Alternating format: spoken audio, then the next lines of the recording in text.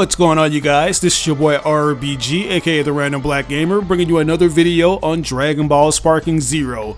As you guys are aware, we had that awesome gameplay showcase, which gave us a good taste of what we could be seeing up in the near future when this game officially drops. Unfortunately, we didn't get details in regards to the actual release date for this game, but hey, it's at least a good indication that the developers are cooking up something good for us to see. And today we're going to go over all the new details. But before we dive into today's topic, I want to ask you guys to do me the biggest favor and like this video. Yeah, I know it's a bit annoying getting this at the very beginning of the video before you've watched it in its entirety, but YouTube's algorithm encourages it. So if you rock with your boy and you know I'm going to bring you that awesome content, then smash that like button. And if by any chance you make it to the end of this video and you feel like you've wasted 10 minutes of your life that you can't get back, then by all means retract that like and give it a dislike.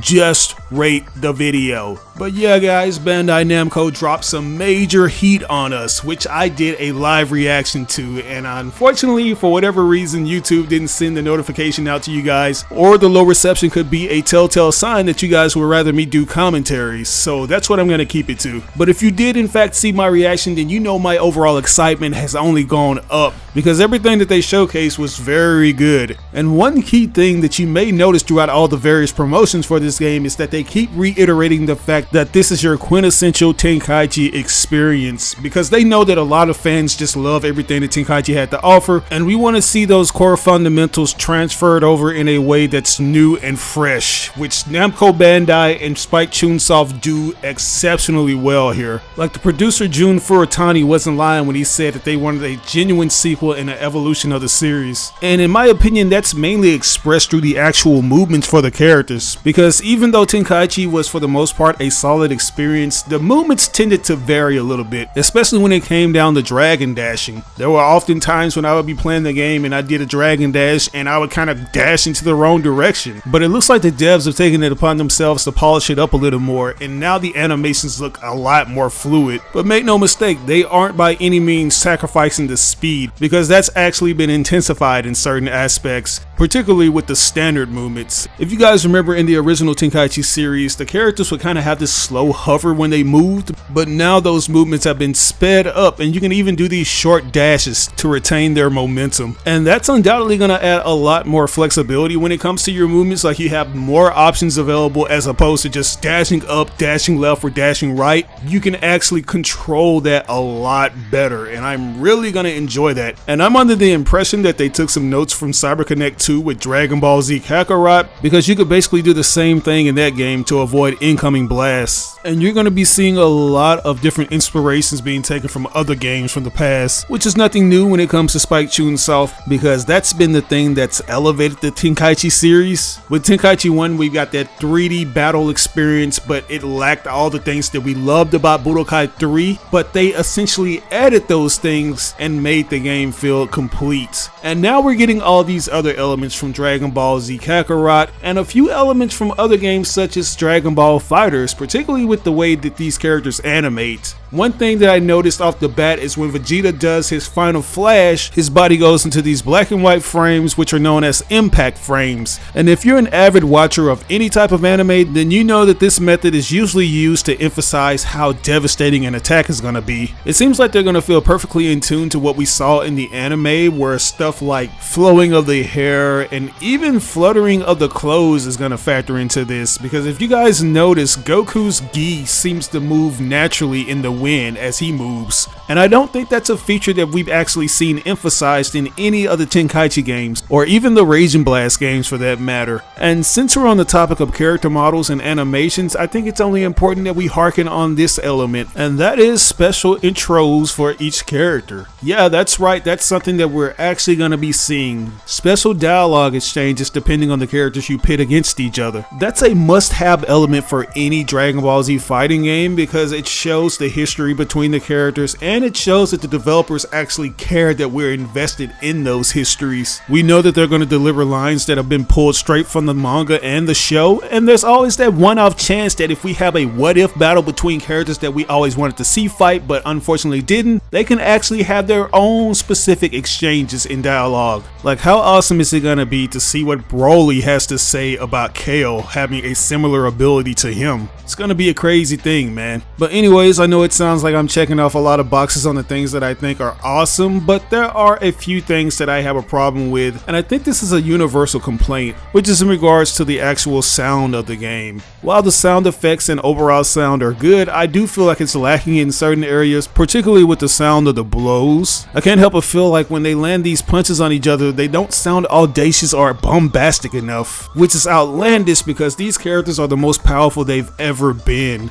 and you expect the sound of these punches to accentuate that. But unfortunately, that's one of those things that's going to have to be tweaked on in development. Another thing that seems to be a major complaint amongst the fandom would have to be the camera. Just when I was saying that the sound effects needed to crank it up on the emphasis they put on these characters' blows, I'm now saying that the camera needs to dial it down when it comes to the emphasis they put on these characters' speed. Like, I get what the developers are going for when they're trying to capture that fast and frenetic pacing of these epic battles, but it feels like they're kind of overdoing it. I mean, don't get me wrong, I love how the camera tends to shift and change its axis based on the characters, but I feel like they just gotta slow it down a bit so people can catch their bearings and see what's going on better, because I can see a lot of players getting motion sickness from this, but I'm sure they're gonna tweak that to perfection. I also think they're gonna tweak the way the camera moves around in circles when you're doing a beam struggle, as seen when Goku fires off a Super Kamehameha into Vegeta's final flash. As much as I enjoyed how this looked, I will admit that it was a bit nauseating to look at that thing just go crazy and all over the place. But one of the things that I absolutely loved about this are the visuals. As you can tell, this puts more emphasis on how dimension breaking these moves can be. Like, shortly before the beams from Goku and Vegeta clash, you can see reality shatter around them and it goes into this other kind of world.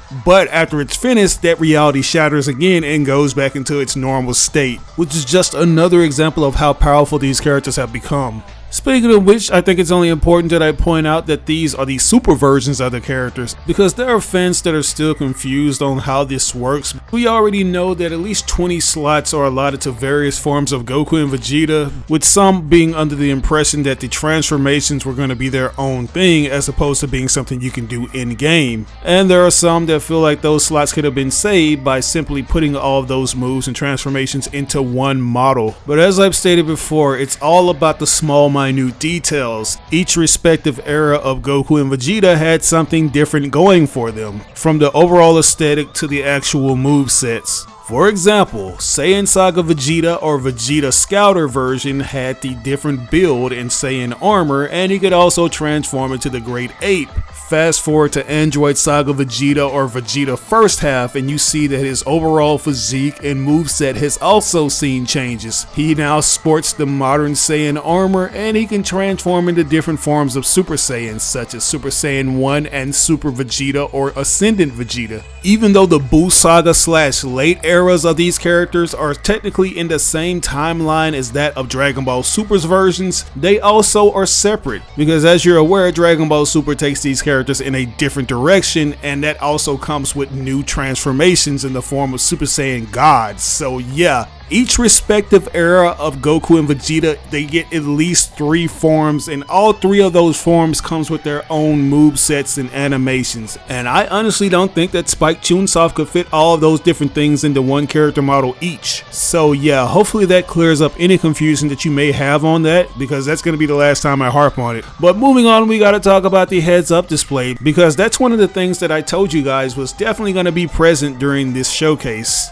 As you can see, it features the health bar as the main thing that you're going to be observing, as well as other facets such as the energy and the overall stamina, with a few new bells and whistles. It's been almost 20 years, so it feels like a return to true form. Just like the good old days, you have multiple health stocks that can go from blue to green to yellow to red as your health depletes, except instead of just having 6, you now have 7, which lets you know that these battles are going to be very lengthy. But as you can see underneath the health bar, we're going to keep those key energy stocks at 5. As you know, this determines how much energy you can consume for things such as Dragon Dash and super attacks, as well as ultimate attacks. At any time, the bar can be recharged by simply charging your key, and if you want to exceed past that, you can go into a full power state, which allows you to perform your ultimate attacks. As usual, it can go from yellow to blue, and in this case it goes to an electric blue where you can see energy surging all through it. But it looks like they've added something to this, and it seems like it's going to be a returning mechanic from Raging Blast. When both characters proceed to charge up their energy, you may notice that blue energy bar turn to a vibrant hot pink one. Not only does the aura on the characters change, but also their surroundings, such as the sky for example. It gets darker as you power up even further. And if you ask me, this is very reminiscent of the Raging Soul mode from Raging Blast 2, where your character sees an incredible boost in strength and defense, and the sky gets darker as more clouds gather. You'll also notice once the characters enter into this state that the music drastically changes to something else.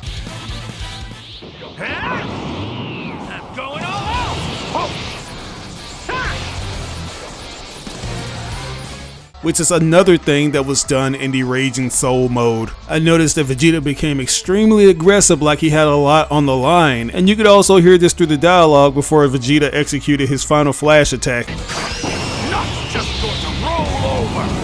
The aura gets more aggressive and consistent around the characters, and you can also hear that electric popping noise that you would usually hear on a character such as Super Saiyan 2 or Super Saiyan 3 Goku. So it's awesome to see another concept from Raging Blast 2 make it over to this game. If you remember, you couldn't perform a super or ultimate attack in that state, but it looks like you're going to be able to do it in this game. But moving on, we got to talk about this little bar that's located under the character's avatar, which is known as the skill gauge. Depending on how many you have will determine what moves you can perform and what transformations you can take. We've already deduced that one mechanic from Raging Blast 2, which enables the player of deflecting a super or ultimate attack, will be making a return, except this time it will be known as Perfect Perception. And as you can see, this technique will cost you 2 skill points. We also have a brand new technique in the form of the Revenge Counter, which basically allows the user to break out of a combo using a powerful attack. And this technique will also cost you 2 skill points. As I mentioned earlier, this skill gauge also determines how many times you can transform, and as you can see, once Goku transforms into Super Saiyan Blue, it takes 2 of his skill points. As to what could be the meaning of the little arrow pointing upward is anyone's guess. I'm under the assumption that this is an indicator of how many more times you could transform. Like I noticed in this particular part when Vegeta is in his Super Saiyan Blue form, it says that he still has 1 more transformation, and I wouldn't be surprised if that's alluding to a Super Saiyan God Blue Super Saiyan Evolved form, or Blue Evolved form, whatever way you want to say it.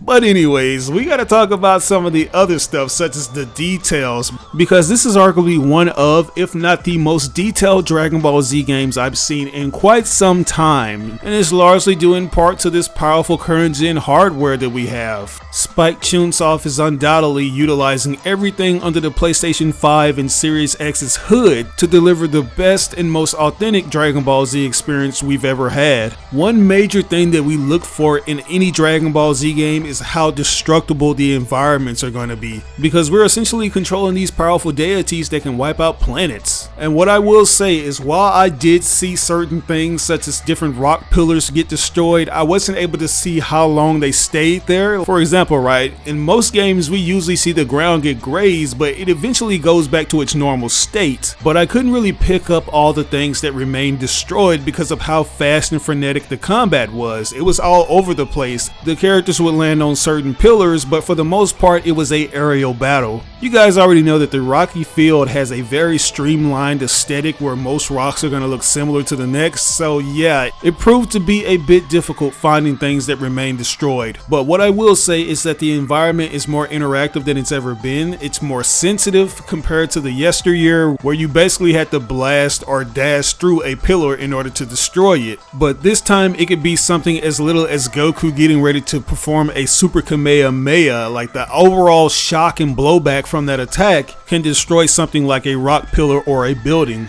It looks like you can make those signature craters when you knock a character into the ground and proceed to blast them, as you see Goku doing with this Kamehameha wave to Vegeta. And that's cool, but something that I feel like stole the show of this presentation would have to be the particle effects. For example, right, after Vegeta delivers a final flash to Goku, you still notice that it has these residual particle effects all around Goku, and it almost gives this epic shot, like when you see Goku standing up and you can't see anything else but flame clouds. And they're they remain there for quite some time until Vegeta starts to shoot holes through them. That right there is a great attention to detail, and I gotta give a major shout out to whoever animated that. Good stuff. Another detail that I don't see a lot of people pointing out is the fact that you can now direct the way your super attack goes, because if you notice, these things tend to curve and move in different ways that we've never seen them move before in a Dragon Ball Z game. And I feel like that's a welcomed addition, and it's a great one at that, because it can be very difficult to hit a target that's very far away. Most of these ultimates are straight shots, so it's cool to see that we can change the trajectory of those ultimates to make it a little harder for our enemy to avoid.